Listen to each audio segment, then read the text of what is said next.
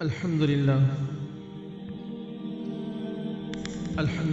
وحده والصلاة والسلام على من لا نبي بعد ما بعد فأعوذ بالله من الشيطان الرجيم بسم الله الرحمن الرحيم سيقول السفهاء من الناس ما ولاهم عن قبلتهم التي كانوا عليها قل لله المشرق والمغرب يهدي من يشاء إلى صراط مستقيم. إلى هذه الآية قد نرى تقلب وجهك في السماء فلنولينك قبلة ترضاها فول وجهك شطر المسجد الحرام وحيث ما كنتم فولوا وجوهكم شطره وإن الذين أوتوا الكتاب ليعلمون أنه الحق من ربهم وما الله بغافل عما يعملون. آمنت بالله صدق الله مولانا العظيم وصدق رسوله النبي الكريم ونحن على ذلك لمن الشاهدين والشاكرين والحمد لله رب العالمين.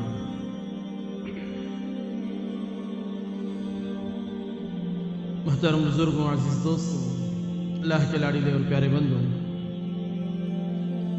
گزشتہ ہفتہ ہم نے سنا اللہ تعالیٰ نے فرمایا کہ یہود و نصارہ نے مسلمانوں کے درمیان میں تبلیغ شروع کر دی تھی کہ تم لوگ یا تو یہودی بن جاؤ یا تو نصرانی بن جاؤ. جو یہودی تھے وہ یہودیت کی اور جو عیسائی اور نصرانی تھے وہ نصرانیت کی، عیسائیت کی دعوت دینے لگے تھے. اور وہ لوگ یہ کہتے تھے کہ محمد جو کہتے ہیں کہ اسلام لانے سے ہدایت ملتی ہے، یہ بات نہیں ہے، بلکہ تم یہودیت اختیار کرو یا نصرانیت، تب تم تہتدوا، تب تم ہدایت پاؤ گے، ورنہ ہدایت نہیں ملنے والی. تب اللہ تعالیٰ نے صاف مسلمانوں کے لیے فرما دیا کہ نبی جی آپ بھی جواب دے دیجئے اور مسلمان بھی جواب دے دیں. قل بل ملت ابراہیم حنیفا وما کان من المشرکین. موسیٰ اور عیسیٰ جس ملت کو مانتے تھے، جس شریعت کو مانتے تھے، وہ ملت ابراہیمی تھی، یعنی وہ بھی اسلام ہی تھا. اسلام ہی اصل ہی راہ ہدایت ہے. اس کے علاوہ چاہے تم یہودیت کو اختیار کر لو، جو ان لوگوں نے الگ سے یہودیت کو دین بنا لیا تھا، اسلام کو چھوڑ کر، ملت ابراہیم کو چھوڑ کر، اور ایسے ہی عیسائیوں نے عیسائیت کو دین بنا لیا، ملت ابراہیمی اور اسلام کی شریعت کو چھوڑ کر. لہٰذا اللہ تعالیٰ نے صاف جواب دے دیا کہ ہم ملت ابراہیم کی اتباع کرنے والے ہیں، ہم یہودیت اور عیسائیت کو نہیں مانیں گے. پھر اس کے بعد اللہ تعالیٰ نے مسلمانوں سے وعدہ کروایا کہ جو جو چیزیں ہم پر نازل ہوئی، یعنی قرآن مجید، اور دوسرے انبیاء پر، حضرت ابراہیم پر، حضرت اسماعیل، ان کی تمام اولادوں پر، موسیٰ اور عیسیٰ پر، دوسرے جتنے بھی نبیوں پر احکام شریعت نازل ہوئی ہے، ہم تمام پر ایمان رکھتے ہیں، کسی کے درمیان تفریق نہیں کرتے. حضرت موسیٰ کے لوگ عیسیٰ اور اللہ کے نبی کی خود انکار کرتے تھے، تکفیر کرتے تھے، اور عیسائی لوگ حضرت موسیٰ کا انکار کرتے تھے. اللہ نے مسلمانوں کو سمجھا دیا کہ ہمارا عقیدہ یہ ہے کہ ہم تمام نبیوں کو مانتے ہیں، کسی کے درمیان تفریق نہیں کرتے، کسی کا انکار نہیں کرتے. اور پھر آگے اللہ تعالیٰ نے سمجھایا کہ اصل جو رنگ میں رنگنا چاہیے مسلمانوں کو، بندوں کو، لوگوں کو، وہ اصل رنگ اللہ کا رنگ ہے، یعنی دین کے رنگ میں رنگنا چاہیے. اس کے علاوہ کسی رنگ کے اندر وہ بات نہیں جو اللہ کے رنگ میں ہے، یعنی دین کے اندر ہے. پھر فرمایا تین چیزیں خصوصی طور پر گزشتہ ہم نے نوٹ کروائی تھی کہ یہاں پر جو گزشتہ گزرا ہے الف لام میم کا آخری صفحہ، تین باتیں آئی تھیں: وَنَحْنُ لَهُ مُسْلِمُونَ وَنَحْنُ لَهُ عَابِدُونَ وَنَحْنُ لَهُ مُخْلِصُونَ. اس کے بارے میں صاف سمجھایا گیا تھا. مسلمون کہ ہم اطاعت اور فرما برداری اختیار کرتے ہیں، مسلمان بنتے ہیں. جب بندہ مسلمان بنتا ہے پھر دوسرا مرحلہ آتا ہے اطاعت فرما برداری بندگی کا. وَنَحْنُ لَهُ عَابِدُونَ اور ہم اللہ ہی کی عبادت کرنے والے ہیں. مسلمان بھی ہو جائے، اطاعت بھی کر لے، بندگی کر لے، اب اس کے اندر ایک خاص جو چمک آنی چاہیے، جو اصل میں روح ہوتی ہے، وہ ہے اخلاص. آخر میں اللہ فرماتے ہیں وَنَحْنُ لَهُ مُخْلِصُونَ. مسلمان صاف پہلے تو مسلمان بنے، اسلام لائے، اطاعت اختیار کرے، پھر عبادت کریں اللہ ہی کی، اور اس کے اندر اخلاص کو لازم پکڑیں کہ جو بھی عبادت ہوگی، جو بھی کام ہوگا، وہ سب کچھ اللہ ہی کے لیے خاص ہوگا. پھر آگے اللہ تعالیٰ نے وہی بات فرمائی جو اس سے پہلے بھی گزری تھی گزشتہ صفحے میں بھی، کہ وہ قوم تھی، وہ انبیاء تھے، وہ ان کی قومیں تھیں، فرما بردار تھے، وہ گزر گئے. ان کے اعمال کی وجہ سے تمہارے ساتھ کوئی معاملہ نہیں کیا جائے گا. ان کے اعمال ان کے حوالے ہیں، انہوں نے جو کمایا وہ انہیں دیا جائے گا، تم جو کماؤ گے وہ تمہارے حوالے کیا جائے گا. آج دوسرا پارہ شروع ہو رہا ہے. اللہ تعالیٰ دوسرے پارے کی جو شروعات ہے یہ تعلق رکھتا ہے پہلے پارے سے. مکمل سورہ بقرہ ہی ہے، اور 2 رکوع پہلے، آخر کے جو 2 رکوع تھے الف لام میم کے، وہاں پر میں نے بات سمجھائی تھی، بتلائی تھی کہ اللہ تعالیٰ نے بنی اسرائیل کے بارے میں بتانے کے بعد سارے واقعات ان کے سمجھائے، ان کو اللہ نے کیا کیا دعوت دی، کیا کیا باتیں بتلائیں، ساری چیزیں آئی تفصیل کے ساتھ، ایک پارہ مکمل. اس کے بعد اللہ تعالیٰ آخر کے 1-2 صفحوں میں حضرت ابراہیم علیہ السلام کا واقعہ شروع کرتے ہیں، کعبۃ اللہ کا تذکرہ شروع کرتے ہیں. وہ تذکرہ اللہ تعالیٰ نے کیوں شروع کیا، کیا وجہ تھی، تو میں نے اس وقت بتلایا تھا کہ وہ تمہید، 2 رکوع پورے تمہیدی طور پر تھا. اب یہاں پر اللہ تعالیٰ اصل بات لانے والے ہیں. وہ اصل بات تھی تحویل قبلہ، یعنی قبلہ بدلنے کی بات. وہ مکمل واقعہ انشاءاللہ آگے آئے گا. اس بات کو بتلانے کے لیے کہ قبلہ بدلنا یا قبلہ کیا اہمیت رکھتا ہے، اس کی اہمیت بتلانے کے لیے اللہ تعالیٰ نے مکمل 2 رکوع مسلمانوں کو سمجھائے. ایمان والوں کو اس میں باتیں بتلائی کہ حضرت ابراہیم کون تھے، کیا تھے، کس خاندان سے تھے، ان کے اوپر اللہ تعالیٰ نے کیا کیا امتحانات لیے اور کیا کیا فضیلتیں دی، کیا کیا رحمتیں اتاری، اور ان کی دعائیں کیسے قبول ہوئی. ساری چیزیں اللہ تعالیٰ نے تمہید باندھی. اور پھر اس کے بعد اللہ تعالیٰ نے اس کے اندر خاص طور پر ایک چیز فرمائی کہ کعبۃ اللہ کی تعمیر. اب وہ کعبۃ اللہ کی تعمیر کے بعد تعمیر کا جو مقصد ہے اللہ تعالیٰ آج وہ بیان فرما رہے ہیں. آج جو 3 آیتیں تفسیر کی ہیں، اس جو تلاوت کی گئی، اس کا مختصر خلاصہ سنیں. مختصر خلاصہ یہ ہے کہ اللہ تعالیٰ نے اللہ کے نبی صلی اللہ علیہ وسلم کو حکم دیا تھا جب نماز فرض ہوئی یروشلم فلسطین بیت المقدس کی طرف رخ کر کر نماز پڑھنے کا. اللہ کے نبی صلی اللہ علیہ وسلم اس طرف رخ کر کے مکے میں بھی نماز پڑھتے رہے، اور جب مدینہ ہجرت کر کر آ گئے اس کے بعد بھی کسی روایت میں 13 مہینے 16 یا 17 مہینے تک، ان قریب 1.5 سال کے قریب اللہ کے نبی صلی اللہ علیہ وسلم نے بیت المقدس کی طرف چہرہ کر کے نماز پڑھی ہے. سارے مسلمان بھی اسی کا رخ کر کے نماز پڑھتے رہے. 1.5 سال گزرنے کے بعد اللہ کے نبی صلی اللہ علیہ وسلم صحابہ کی کچھ خواہش بھی تھی کہ کعبۃ اللہ کو قبلہ بنا دیا جائے. اللہ تعالیٰ نے آیتیں اتار دی کہ آپ کی رضامندی اور آپ کی خوشی کی خاطر آپ جس قبلے کو پسند کرتے ہیں اسی کو قبلہ بنا دیں گے. اللہ تعالیٰ نے بیت المقدس سے منہ پھیر کر کعبۃ اللہ بیت اللہ کی طرف چہرہ کرنے کا حکم دے دیا.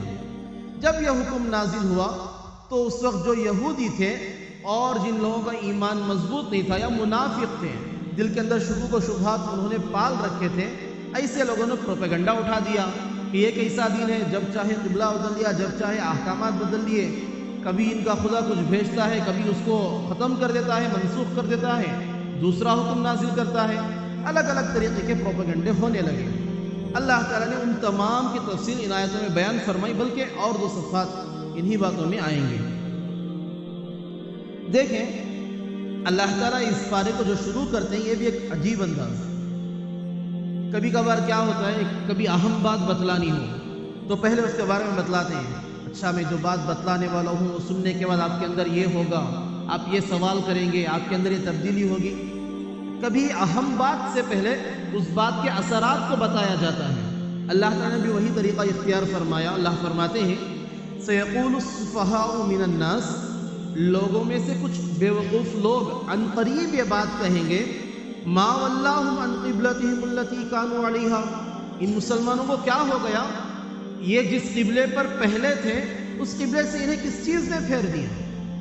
اللہ فرماتے ہیں قُلْ لِلَّهِ الْمَشْرِقُ وَالْمَغْرِبُ، نبی جی انہیں کہہ دیجئے کہ مشرق و مغرب ہر سمت اللہ ہی کی ہے، جدھر بھی دیکھو اللہ ہی ہے.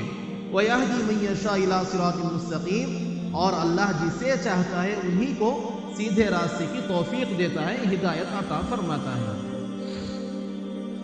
اس کا ایک تفصیلی واقعہ ہے، یہ تفصیلی واقعہ اور اس کے جو پس منظر ہیں یہ سن لیں کہ قبلہ کب بدلا، کیوں بدلا، اس کے کیا وجوہات تھے، پہلے قبلہ کیا تھا، کب سے تھا.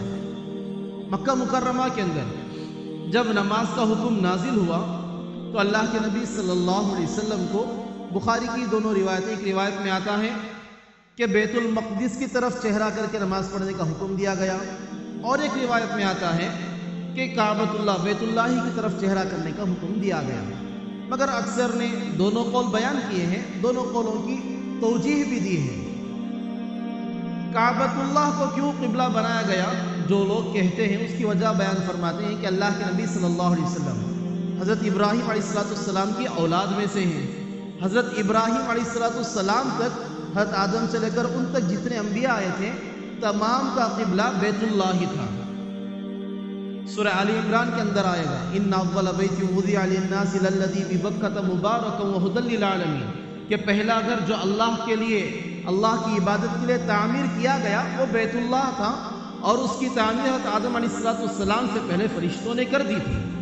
جب آدم علیہ السلام آئے تو انہوں نے بھی اسی کو قبلہ بنا کر اللہ رب العزت کی عبادت فرمائی تھی، اور پھر ان کے بعد جتنے انبیاء آتے گئے تمام نے بیت اللہ کو قبلہ بنایا تھا، یہاں تک کہ حضرت ابراہیم علیہ السلام نے بھی۔ حضرت ابراہیم، حضرت اسماعیل، حضرت اسحاق، حضرت یعقوب تک بھی وہی قبلہ چلتا رہا۔ الغرض، اللہ کے نبی صلی اللہ علیہ وسلم چونکہ مکے سے تھے، اور مکے کے اندر اکثر لوگ حضرت ابراہیم علیہ السلام کی ملت پر قائم تھے، ان کے اندر شرک بھی آ گیا تھا، کفر بھی آ گیا تھا، مگر کچھ چیزیں ان کے اندر باقی رہ گئی تھی، جیسے کعبۃ اللہ کی عظمت ان کے اندر باقی تھی، آبا و اجداد سے چلا آ رہا تھا، صفا و مروہ کی عظمت باقی تھی، یہاں تک کہ صفا و مروہ پر انہوں نے بت بھی رکھ دیے تھے، عظمت باقی تھی، آبا و اجداد سے چلا آ رہا تھا۔ حج کرنا حالانکہ طریقہ الگ ہو گیا تھا، مگر وہ چیزیں باقی تھیں، اور ایسے ہی یہ چیز بھی آ گئی تھی کہ کعبۃ اللہ کو مانتے تھے، لہٰذا اللہ کے نبی صلی اللہ علیہ وسلم کو بھی کعبۃ اللہ کو اپنا قبلہ بنانے کا حکم دیا گیا۔ مگر جو دوسرے حضرات یہ کہتے ہیں کہ اللہ کے نبی صلی اللہ علیہ وسلم کو بیت المقدس کی طرف منہ کرنے کا حکم دیا گیا تھا، اس کی توجیہ یہ ہے کہ بنی اسرائیل کے عام طور پر ملت ابراہیم حضرت اسماعیل علیہ السلام کے بعد ان کے درمیان میں کوئی نبی نہیں آئے تھے اللہ کے نبی صلی اللہ علیہ وسلم تک۔ البتہ بنی اسرائیل کے اندر انبیاء آتے رہے، اور اللہ تعالیٰ نے بیت المقدس یعنی مسجد اقصی فلسطین کو ان کا قبلہ بنا دیا تھا، لہٰذا وہی تعلیمات چلتی آ رہی تھی، اس وجہ سے اللہ تعالیٰ نے بیت المقدس ہی کو اللہ کے نبی کا قبلہ بھی بنا دیا۔ دونوں روایتیں ہیں، مگر یہ دیکھیں کہ اللہ کے نبی صلی اللہ علیہ وسلم جب نماز پڑھتے تھے وہ اس طریقے سے پڑھتے، کعبۃ اللہ، حجر اسود یہاں پر ہے، یہاں پر رکن یمانی ہے، اس کے درمیان جو دیوار ہے وہاں پر کھڑے قبلہ اگر کعبۃ اللہ کو بنائیں گے تو کعبۃ اللہ بھی سامنے ہوگا، اور اسی ڈائریکشن میں بیت المقدس فلسطین بھی ملتا ہے، یروشلم۔ لہٰذا اللہ کے نبی صلی اللہ علیہ وسلم جب نماز پڑھتے تو یہ قبلہ اور دونوں قبلوں کی طرف اللہ کے نبی کی توجہ ہوتی، اللہ کے نبی صلی اللہ علیہ وسلم کا رخ ہوتا تھا۔ مکے کے اندر بھی اللہ کے نبی صلی اللہ علیہ وسلم نے ایسی ہی مکمل نمازیں ادا کی ہیں۔ اب جب مکے سے ہجرت کر کے اللہ کے نبی صلی اللہ علیہ وسلم مدینہ گئے، مدینے کے اندر رخ تبدیل ہو گیا، وہاں کا رخ ایسا تھا، سمجھیں کہ مدینہ درمیان میں ہے، شمال کی جانب بیت المقدس تھا اور جنوب کی جانب مکہ مکرمہ پڑتا تھا، یعنی کعبۃ اللہ۔ اب یہاں پر درمیان میں رہ کر اگر بیت المقدس کی طرف اگر چہرہ کرنا ہے تو کعبۃ اللہ کی طرف نہیں کر سکتے، اور اللہ کے نبی صلی اللہ علیہ وسلم کو اللہ تعالیٰ نے حکم دیا تھا کہ بیت المقدس کی طرف قبلہ بنائیں، اسی کی طرف رخ فرمائیں۔ اللہ کے نبی صلی اللہ علیہ وسلم نے اسی کی طرف اپنا رخ بنا لیا، اور تمام صحابہ نے بھی اسی کو رخ اختیار کر لیا، قبلہ بنا لیا۔ مگر تمام صحابہ کے دل میں جو مکے سے ہجرت کر آئے تھے ایک تڑپ تھی، ایک طلب تھی، خود اللہ کے نبی صلی اللہ علیہ وسلم کے اندر تڑپ تھی، کعبۃ اللہ قبلہ بن جائے، یہ چاہتے تھے، اس کے مشتاق تھے۔ ہجرت کا واقعہ اگر آپ نے سنا ہو تو اس کے اندر یہ بات آتی ہے کہ اللہ کے نبی صلی اللہ علیہ وسلم جب مکے سے نکلے، آخر کونے تک جب تک کعبہ دکھتا رہا، اللہ کے نبی صلی اللہ علیہ وسلم کی زبان پر یہ تھا کہ جب آخری نظر پڑ رہی تھی کہ اے مکہ، اے کعبہ، تو مجھے بڑا محبوب تھا، میں تجھے ہرگز نہ چھوڑتا کہ اگر میرے لوگ مجھے یہاں پر چھوڑنے پر مجبور نہ کرتے۔ اتنی محبت خود اللہ کے نبی کو تھی، اور صحابہ اللہ کے نبی خود دل و جان سے مکے کو اور کعبۃ اللہ کو چاہتے تھے، لہٰذا اللہ کے نبی صلی اللہ علیہ وسلم اور صحابہ دل ہی دل میں یہ بات چاہنے لگے تھے، اللہ سے دعائیں کرنے لگے تھے، خود اللہ کے نبی دعا کرتے تھے کہ یا اللہ بیت اللہ کو ہمارا قبلہ بنا دیں۔ اب اللہ کا حکم تھا بیت المقدس کا، اسی کے درمیان 13 مہینے یا سمجھے کہ 16-17 مہینے گزر گئے. 16-17 مہینے گزرے ہیں. اللہ کے نبی صلی اللہ علیہ وسلم جب بھی نماز میں رہتے، جب بھی دعائیں شروع کر دی تھی، نماز میں کھڑے ہو کر بیت المقدس کی طرف چہرہ ہوتا مگر آسمان کی طرف دیکھا کرتے تھے کہ میں اللہ سے دعا کر رہا ہوں کہ اللہ بیت اللہ کو قبلہ بنا دے، کب حکم آئے گا پتہ نہیں، لہٰذا آنکھیں ہمیشہ اٹھتی رہتی تھی. اسی آیت میں اللہ تعالیٰ فرماتے ہیں قد نرا تقلب وجهك فی السماء، نبی ہم دیکھ رہے ہیں کہ آپ اپنے چہرے کو بار بار آسمان کی طرف اٹھا رہے ہیں. فَلَنُوَلِّنَّ قِبْلَةً تَرْضَاهَا، آپ جس قبلے کو پسند کرتے ہیں ہم اسی کو قبلہ بنا دیں گے. فَوَلِّ وَجْهَكَ شَطْرَ الْمَسْجِدِ الْحَرَامِ، نبی جی اپنے چہرے کو مسجد حرام کی طرف پھیر لیں. اللہ تعالیٰ نے نماز ہی کے اندر آیت نازل فرمائی اور اسی کے اندر اللہ کے نبی صلی اللہ علیہ وسلم نے چہرہ بھی تبدیل فرما لیا. اب اس کا پس منظر قبلہ بنانے کا، پہلے کیا قبلہ تھا پھر قبلہ کیا بنا. اب یہاں پر جو یہودی تھے مدینے کے اندر، عمومی طور پر یہودی حضرات تھے، اور جو باقی لوگ تھے جو بت پرست بھی تھے، ان کے اندر بھی تھوڑی تھوڑی یہودیت سما چکی تھی، کیونکہ وہ یہودیوں کے درمیان تھے، تھوڑے رسم و رواج انہی جیسے آ گئے تھے، لہٰذا ان کے اندر بھی بیت المقدس کی محبت زیادہ تھی. یہودی اس بات سے خوش تھے کہ مسلمان چاہے وہ اسلام میں ایمان میں ہمارے کچھ خلاف ہوں مگر ان کا قبلہ اور ہمارا قبلہ ایک ہے. یہودیوں کا قبلہ بھی بیت المقدس تھا، جیسے آپ حضرات آج بھی جانتے ہیں کہ وہاں پر ایک دیوار گریا ہے جہاں پر جا کر یہودی حضرات عبادت وغیرہ کرتے ہیں اپنی. الغرض ان لوگ وہ لوگ خوش تھے کہ مسلمان چاہے کسی چیز میں ہمارے سے الگ ہو، قبلہ تو دونوں کا ایک ہے، قبلہ ایک ہے، تو اب کوئی ڈرنے کی بات نہیں، ان سے زیادہ نقصان نہیں ہوگا، یہ ہمارے ہی ماتحت رہیں گے، یہ ہمارے ہی قبلے کو فالو کر رہے ہیں، کیونکہ یہ قبلہ پہلے ہمیں ملا ہے، بعد میں انہیں حکم دیا گیا.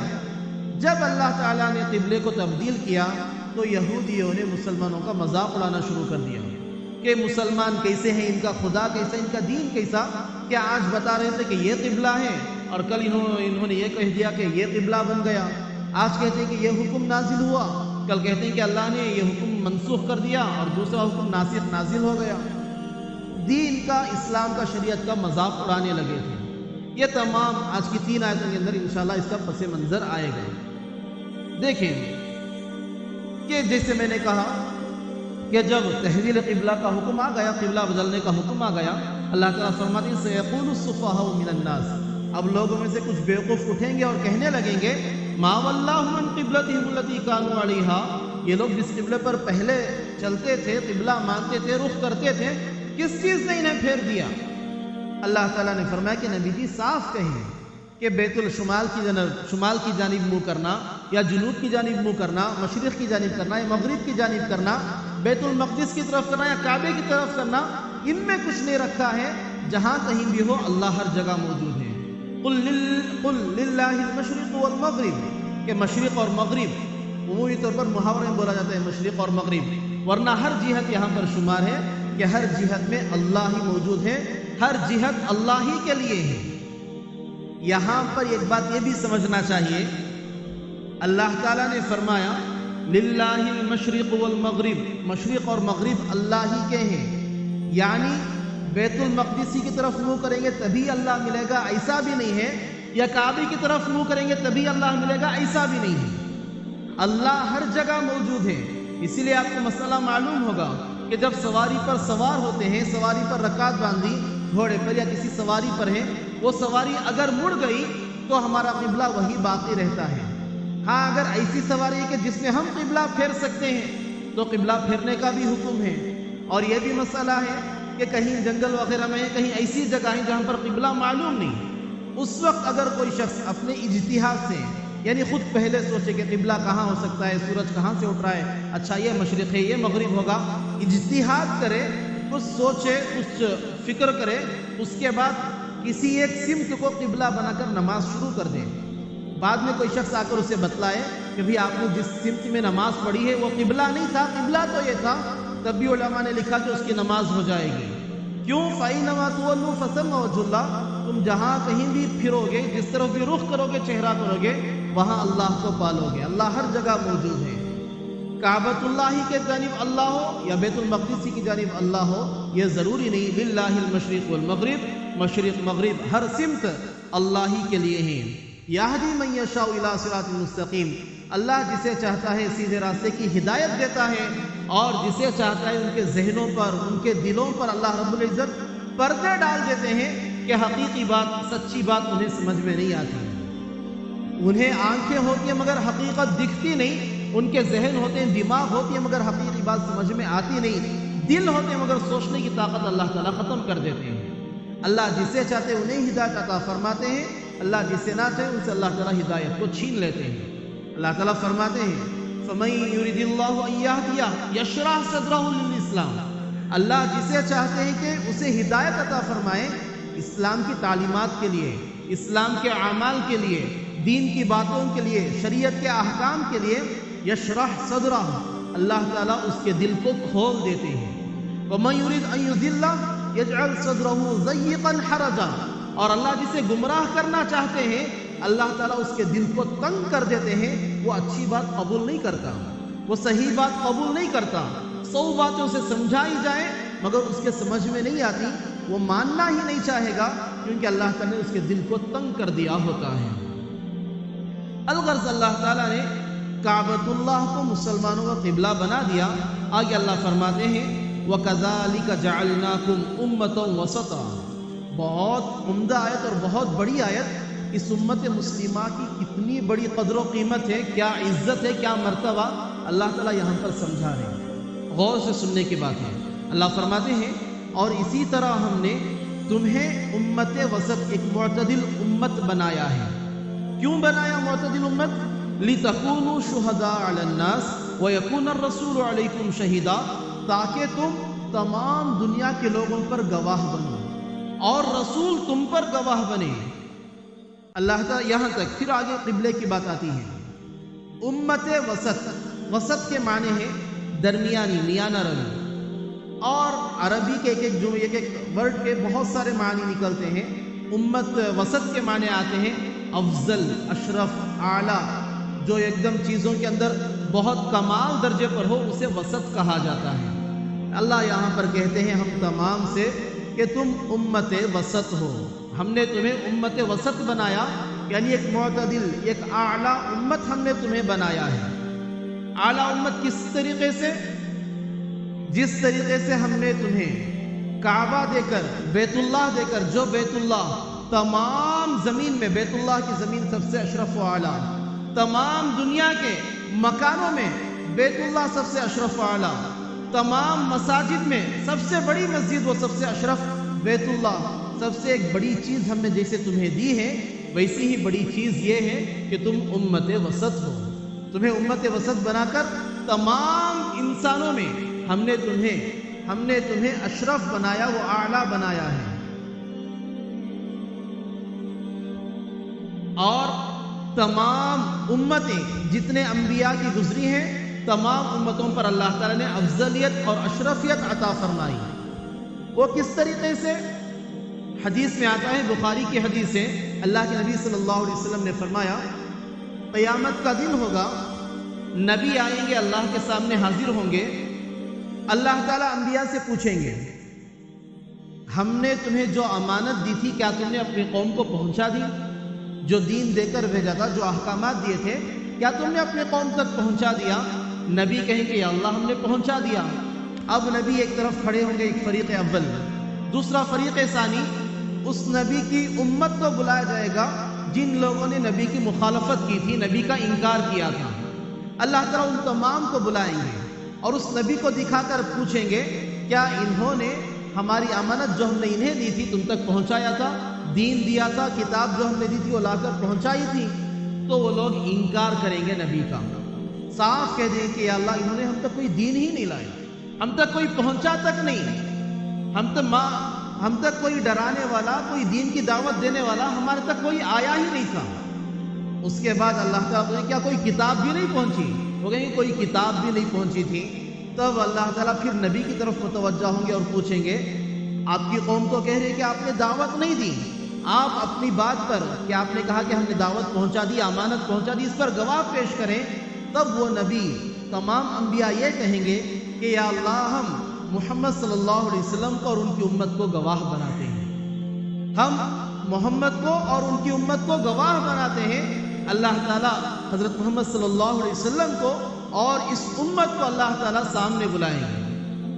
حدیث میں یہاں تک آیا، بخاری میں حضرت نوح علیہ السلام کا نام تک آیا ہے، اور دوسرے تمام انبیاء کے بارے میں یہ بات ہے کہ تمام انبیاء کے بارے میں یہ بات ہوگی، ساری قومیں ان کا انکار کرنے لگیں گی، اللہ تعالیٰ ہمارے نبی کو اور ہمیں سامنے بلائیں گے اور پوچھیں گے کہ یہ نوح، یہ فلاں نبی یہ کہتے ہیں کہ انہوں نے دعوت پہنچا دی تھی اور ان کی قوم کہتی ہے کہ دعوت نہیں پہنچی ہے، تم اس بات پر کیا کہتے ہو؟ تب ہم اور ہمارے نبی اس بات کی گواہی دیں گے۔ سب سے پہلے یہ امت گواہی دے گی کہ یا اللہ ہم گواہی دیتے ہیں کہ یہ نبی سچے ہیں، انہوں نے بات پہنچائی تھی، انہوں نے دعوت پہنچائی تھی، انہوں نے جو باتیں کہہ رہے ہیں ساری باتیں حق ہیں، سچ ہیں۔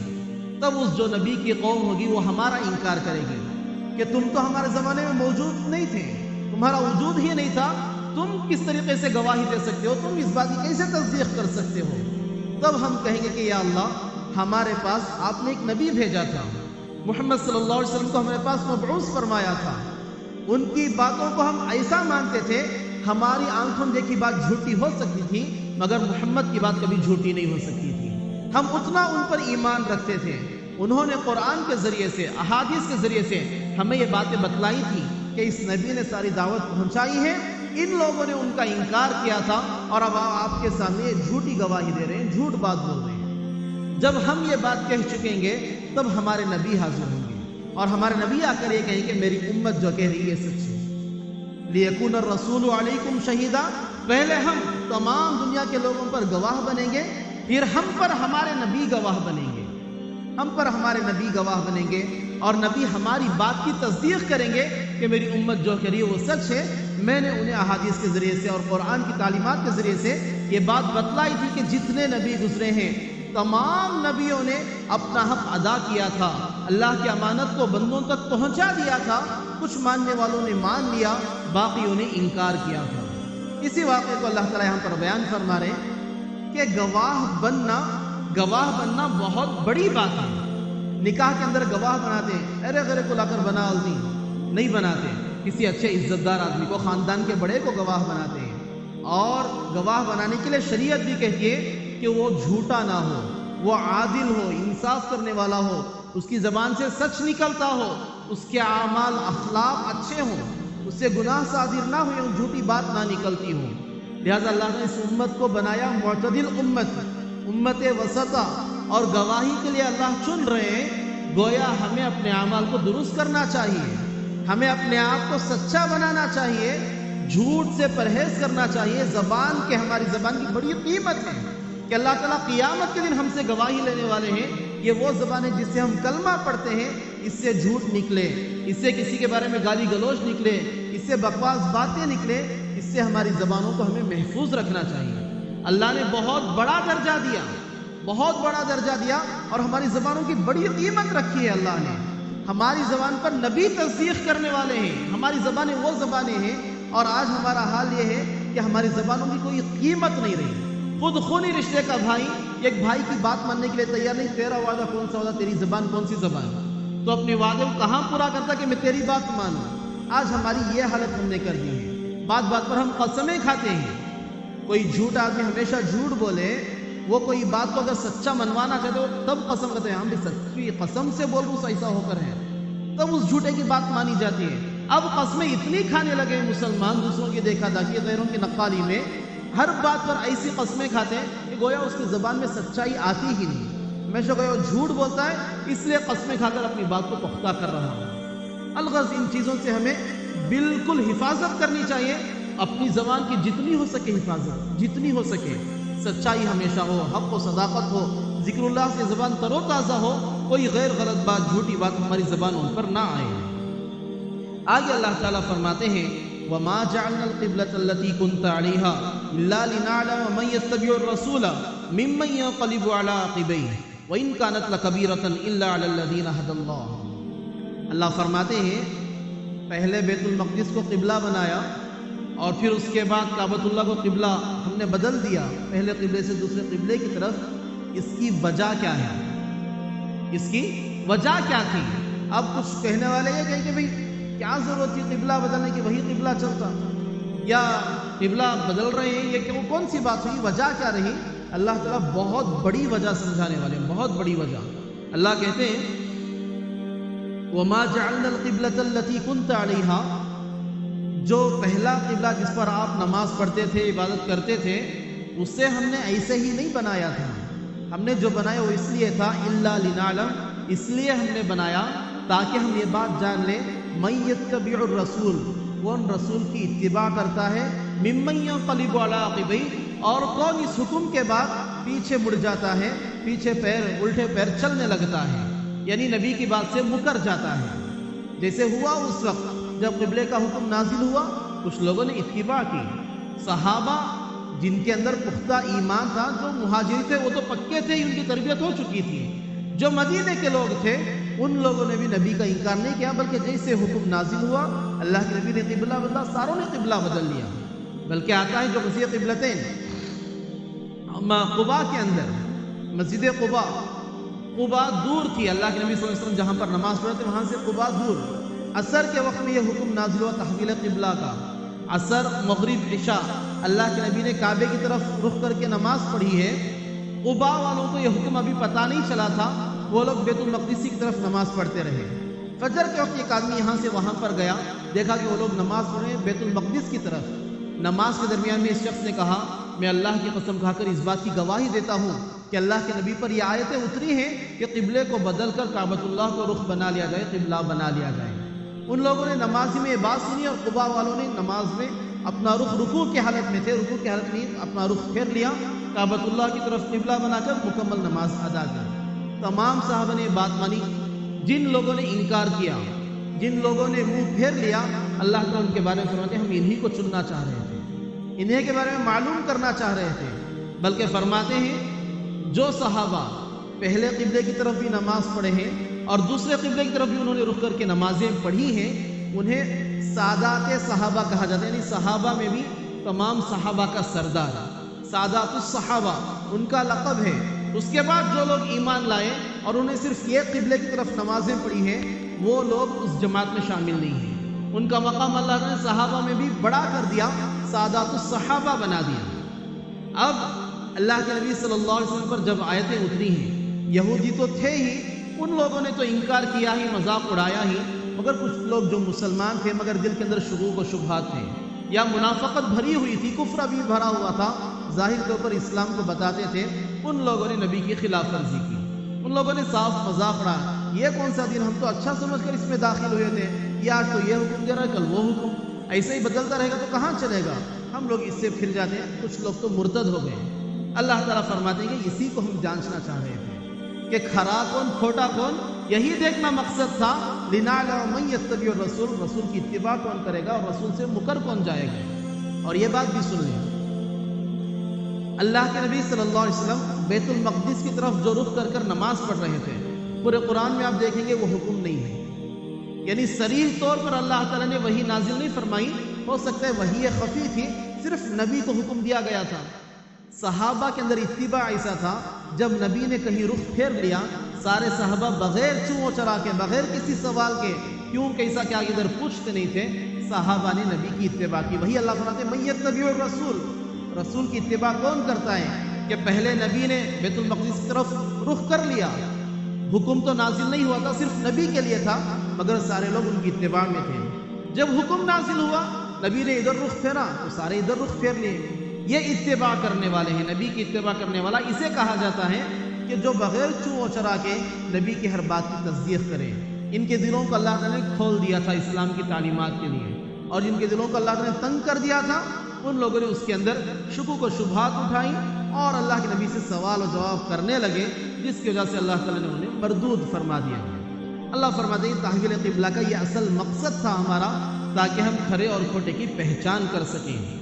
آگے اللہ فرماتے ہیں وَإِن كَانَتْ لَكَبِيرَةً إِلَّا عَلَى الَّذِينَ هَدَى اللَّهُ، ہاں ہم مانتے ہیں بیت المقدس کی محبت جن کے دلوں میں تھی، اسے قبلہ چھوڑ کر کعبۃ اللہ کو قبلہ بنا لینا ان کے لیے مشکل تھا، ان کے لیے گراں تھا، بڑی مشکل بات تھی، ان کا دل سنبھل نہیں سکتا تھا، مگر إِلَّا عَلَى الَّذِينَ هَدَى اللَّهُ، اللہ جس سے ہدایت دے وہ ہر طرف قبلہ بنانے کے لیے تیار ہے۔ اللہ فرماتے ہیں آگے 170 पर 177 आयत में आएगा, लैसल बिर्रा अन तुवल्लू वजूहकुम क़िबल अल-मशरिक़ वल-मग़रिब वलाकिन अल-बिर्रा मन आमन बिल्लाह। इस बात में कोई नेकी नहीं है कि तुम अपने चेहरे को मशरिक़ और मग़रिब की तरफ कर लो, तुम मक़दिस की तरफ या नमाज पढ़ो या काबतुल्लाह की तरफ नमाज पढ़ो, इसमें कोई नेकी नहीं। असल नेकी किस में है? वलाकिन अल-बिर्रा मन आमन बिल्लाह, अल्लाह की इताअत करने में असल नेकी है। काबतुल्लाह की तरफ मुसलमान रुख कर कर नमाज पढ़ता है, वजह और सवाब उसमें नहीं है कि काबे की तरफ हमने नमाज पढ़ लिया इसलिए सवाब मिल रहा है, बल्कि सवाब इसमें इसलिए है कि अल्लाह का हुक्म था इसलिए हमने वहां पर रुख किया है। अल्लाह का हुक्म मानने पर सवाब है, वहां पर रुख करने की वजह से असल सवाब नहीं है। अल्लाह वही फरमा रहे कि असल रुख जो है वो अल्लाह का हुक्म है, असल जो मग़ज़ है वो अल्लाह का हुक्म है। जो इसकी इताअत करेगा वही कामयाब है, वही सिरात मुस्तकीम पर है। जो अल्लाह के हुक्म को नहीं मानना चाहता वो किधर चाहे रुख कर ले, वो अल्लाह के ताबेदार और फरमा बरदार नहीं कहलाएगा। अल्लाह फरमाते हैं व इन कानत लकबीरतन इल्ला अलल लज़ीना हदल्लाह, ये बात बड़ी मुश्किल थी मगर अल्लाह जिसे हिदायत दे उनके लिए आसान है। अब आगे मुसलमानों के दिलों में ये बात पैदा हुई, 13 साल मक्के के अंदर बैतुल मक़दिस की तरफ रुख करके नमाज पढ़ी है, यहाँ पर 16-17 महीने नमाजें पढ़ी हैं, अब क्या ये सारी नमाजें हमारी बेकार जाएंगी? अभी क़िबला बदला, अभी आप बता रहे हैं क़िबला ये है, तो क्या सारी नमाजें हमारी बेकार? अल्लाह फरमाते हैं वमा कानल्लाहु लियुज़िअ ईमानकुम, अल्लाह ताला किसी ईमान वाले के अमल को ज़ाय नहीं करते हैं, किसी के ईमान को अल्लाह ताला ज़ाय जाने नहीं देंगे। अल्लाह ताला बड़े रऊफ़ुर रहीम हैं, इन्नल्लाह बिन्नासि लरऊफ़ुर रहीम, अल्लाह लोगों पर बड़े मुशफ़िक़ और मेहरबान हैं। जिन्होंने नमाजें पढ़ी हैं उनकी नमाजें कबूल भी होंगी और अल्लाह उन्हें बड़ा दर्जा देंगे, सादातुस सहाबा बनाएंगे। आगे फरमाते हैं क़द नरा तक़ल्लुब वजहिका फ़िस्समा, जो मैंने शुरू में समझाया था। अल्लाह कहते हैं कि नबी हम देखते हैं कि आप अपने चेहरे को बार बार आसमान की तरफ उठा रहे हैं। फ़लनुवल्लियन्नका क़िबलतन तर्ज़ाहा, आप जिस क़िबले को पसंद करते हैं उसी को क़िबला बनाने के लिए तैयार है। फ़वल्लि वजहका शत्रल मस्जिदिल हराम, आप अपने चेहरे को मस्जिद हराम की तरफ फेर लें। आगे अल्लाह फरमाते हैं व इन्नल लज़ीना ऊतुल किताब व हैसुमा कुन्तुम फ़वल्लू वुजूहकुम शत्रा, और ये बात भी समझ लें कि काबतुल्लाह की तरफ या बैतुल मक़दिस की तरफ चेहरा करने में असल नहीं है। आप जिधर भी चेहरा करें आप अल्लाह को पालेंगे। अल्लाह हर जगह मौजूद है, अल्लाह तमाम सिमतों से पाक है, अल्लाह हर जगह मौजूद। किसी एक सिमत में सिर्फ मग़रिबी की तरफ अल्लाह मिलेगा या मशरिक़ी की तरफ अल्लाह मिलेगा, ऐसा नहीं है, अल्लाह हर जगह मौजूद है। फरमाते हैं आगे व इन्नल लज़ीना ऊतुल किताब लयअलमूना अन्नहुल हक़्क़ु मिर रब्बिहिम, यहूदियों का राज अल्लाह खोलते हैं। यहूदी जैसे ही क़िबला बदला, इन लोगों ने वावेला मचा दिया, मुसलमानों के खिलाफ बातें की, इस्लाम के खिलाफ बातें की। अल्लाह समझा रहे हैं नबी जी ये लोग तो नाटक कर रहे हैं, ये लोग तो ड्रामेबाज हैं। तौरात के अंदर जहाँ पर नबी की निशानियाँ, आखिरी नबी की निशानी, आखिरी नबी की उम्मत की निशानियाँ, सहाबा की निशानियाँ बताई गई, वहाँ पर यह बात भी थी कि काबतुल्लाह उनका क़िबला होगा। अल्लाह ने पहले ही बतला दिया था, उन लोगों के इल्म में था। अल्लाह फरमाते हैं इन्नल लज़ीना ऊतुल किताब, वो लोग जिन्हें किताब दी गई है, इंजील तौरात वगैरह जिनके पास है, यालमून, वो लोग ये बात जानते हैं, अन्नहुल हक़्क़ु मिर रब्बिहिम, कि ये सब ये जो बात है ये हक़ है, इनके रब की जानिब से है, ये इनके इल्म में पहले से वो जानते हैं। वमल्लाहु बिगाफिलिन अम्मा यामलून, और इनके इन काले करतूतों से, इनके कामों से अल्लाह ताला गाफिल नहीं है। जानने के बावजूद ये ड्रामेबाजी करना, जानने के बावजूद तकलीफ देने के लिए, मुसलमानों को और इस्लाम को नीचा दिखाने के लिए ये वावेले और प्रोपेगंडे मचाना, अल्लाह इन बातों से गाफिल नहीं है।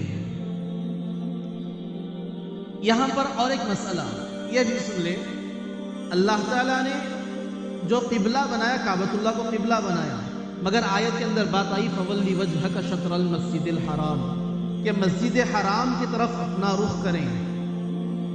काबतुल्लाह के पास कोई हो मस्जिद हराम के अंदर, उसके लिए ज़रूरी है कि उसके रुख के सामने, उसकी जिहत में काबतुल्लाह मौजूद हो, या जहाँ कहीं भी दूर से भी अगर उसे काबतुल्लाह नज़र आ रहा है तो उसके लिए ज़रूरी है कि उसकी जो जिहत हो उस जिहत में काबतुल्लाह आए।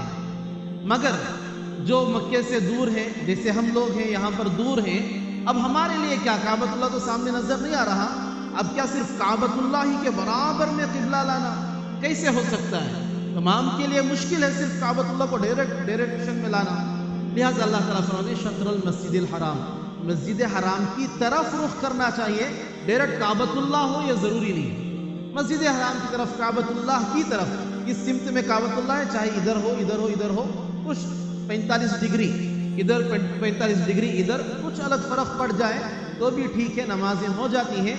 یہ سوچ کر کوئی شخص اس تشویش میں پڑ جائے کہ اللہ نے کعبۃ اللہ کو قبلہ بنایا، اب ڈائریکشن کیسا لانا، وہاں سے یہاں تک تاگا ماپنے نہیں ہوتا، اب اس کے لیے کیا مشکل ہے، اس کے لیے کیا حل کیا ہوگا، اللہ یہاں پر سمجھا رہے ہیں۔ فَوَلِّ وَجْهَكَ شَطْرَ الْمَسْجِدِ الْحَرَامِ، مسجد حرام کی طرف، کعبۃ اللہ کی طرف رخ کرنا ہے، وہ ہماری جہت میں ہو اتنا کافی ہے۔ ترجمہ دیکھ لیں، اللہ فرماتے ہیں سَيَقُولُ السُّفَهَاءُ مِنَ النَّاسِ، لوگوں میں سے بیوقوف لوگ عن قریب کہیں گے، مَا وَلَّاهُمْ عَنْ قِبْلَتِهِمُ الَّتِي كَانُوا عَلَيْهَا، ان لوگوں کو کس چیز نے پھیر دیا اس قبلے سے جس پر یہ پہلے تھے۔ قُلْ لِلَّهِ الْمَشْرِقُ وَالْمَغْرِبُ، اے نبی جی کہہ دیجئے کہ مشرق اور مغرب اللہ ہی کے لیے ہیں۔ یہدی من یشاء الی صراط مستقیم، وہ جسے چاہتا ہے صراط مستقیم یعنی سیدھی راہ کی ہدایت دیتا ہے۔ وَكَذَلِكَ جَعَلْنَاكُمْ أُمَّةً وَسَطًا، اور اسی طرح ہم نے تمہیں بنایا ایک معتدل امت، لِتَكُونُوا شُهَدَاءَ عَلَى النَّاسِ، تاکہ تم گواہ بنو سارے لوگوں پر، وَيَكُونَ الرَّسُولُ عَلَيْكُمْ شَهِيدًا، اور رسول تم پر گواہ بنے۔ وَمَا جَعَلْنَا الْقِبْلَةَ الَّتِي كُنْتَ عَلَيْهَا، اور ہم نے اس قبلے کو جس پر آپ پہلے تھے ہم نے جو بنایا ہے، إِلَّا لِنَعْلَمَ، سوائے مگر اس لیے تاکہ ہم جان لیں، مَن يَتَّبِعُ الرَّسُولَ، کون رسول کی اتباع کرتا ہے، مِمَّن يَنقَلِبُ عَلَىٰ عَقِبَيْهِ، اور کون الٹے پاؤں پیچھے چلا جاتا ہے۔ وَإِن كَانَتْ لَكَبِيرَةً إِلَّا عَلَى الَّذِينَ هَدَى اللَّهُ، اگرچہ کہ وہ بات بہت گران تھی مگر ان لوگوں پر جنہیں اللہ تعالیٰ نے ہدایت عطا فرمائی آسان ہے۔ وَمَا كَانَ اللَّهُ لِيُضِيعَ إِيمَانَكُمْ، اور اللہ ایسا نہیں ہے کہ کسی کے تمہارے ایمان کو ضائع کر دیں۔ إِنَّ اللَّهَ بِالنَّاسِ لَرَءُوفٌ رَحِيمٌ، بلا شبہ اللہ تعالیٰ لوگوں پر بڑا مشفق اور بڑا مہربان ہے۔ قَدْ نَرَىٰ تَقَلُّبَ وَجْهِكَ فِي السَّمَاءِ، ہم دیکھ رہے ہیں آپ کے چہرے کو آسمان کی طرف اٹھتے ہوئے۔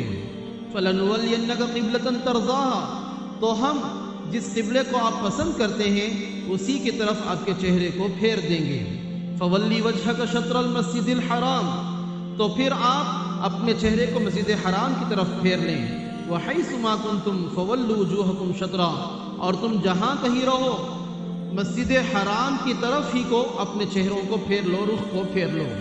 وَإِنَّ الَّذِينَ أُوتُوا الْكِتَابَ لَيَعْلَمُونَ أَنَّهُ الْحَقُّ مِنْ رَبِّهِمْ، اور بے شک وہ لوگ جنہیں کتاب دی گئی ہے یعنی اہل کتاب، وہ جانتے ہیں کہ یہ بات ان کے رب کی جانب سے حق ہے۔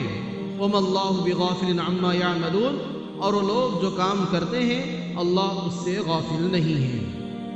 یہاں سے ایک تو تحویل قبلہ کا کیا حکم تھا، اس کا پس منظر کیا تھا، یہ بھی ہمیں پتہ چلا، اور سب سے بڑی بات یہ ہے کہ حکم اللہ کا جو بھی آئے، ایک مسلمان متبع رسول ہونا چاہیے، اللہ کا فرما بردار ہونا چاہیے۔ اللہ تعالیٰ آزماتے ہیں، جیسے اللہ نے فرمایا کہ ہم نے آزمانے کے لیے یہ باتیں بتلائی تھی، قبلہ ہم نے آزمانے کے لیے بدلایا تھا۔ اللہ آزماتے ہیں، کسی کو کسی بھی حال میں رکھ کر اللہ آزمائیں گے، مگر جو حکم آئے گا مسلمان کو چاہیے کہ رسول کی اتباع میں اور اللہ کی اطاعت میں اس حکم پر عمل کریں۔ اللہ تعالیٰ سے دعا کہ اللہ تعالیٰ مجھے اور آپ کو اور تمام مسلمانوں کو تیسری باتوں پر عمل کرنے کی توفیق عطا فرمائے۔ آمین وآخر دعوانا الحمد للہ۔